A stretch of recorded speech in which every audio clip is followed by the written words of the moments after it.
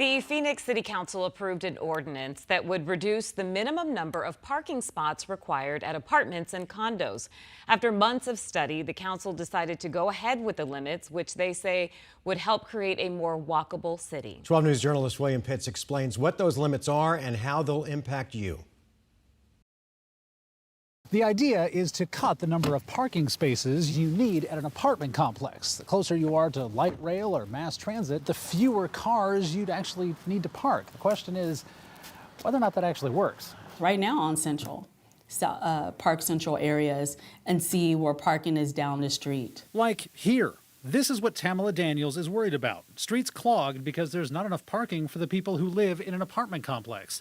That and the cost. Because even in apartments that have covered parking or assigned parking, we call it auxiliary income, which we charge for the covered parking. Daniels is also on the South Phoenix Village Council. The parking proposal came to her months ago. Back then, the change was pretty severe. Big cuts to the minimum number of parking spaces required at multifamily housing, but only to those that haven't been built yet. The idea was to reduce traffic and make a more walkable city. So we're always looking at ways to make it a little more dense and to get as many units on the parcel of land as possible. The Arizona Multi-Housing Association supported the changes. They say a bigger supply of housing means it can be cheaper.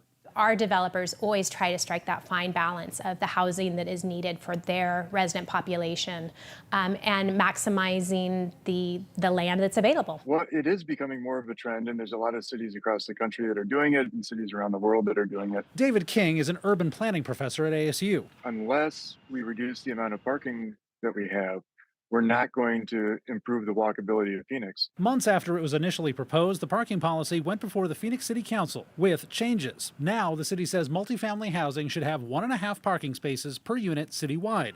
But in areas near the light rail and downtown, only 3/4 of a parking space per unit. We're hoping over time, as things change, that maybe things come a little less car-centric. I seriously doubt if someone's building in Desert Ridge or Ahwatukee, they're not going to build it without parking. So at least we've given them a standard. And it seems like anywhere I go, excess parking isn't the problem.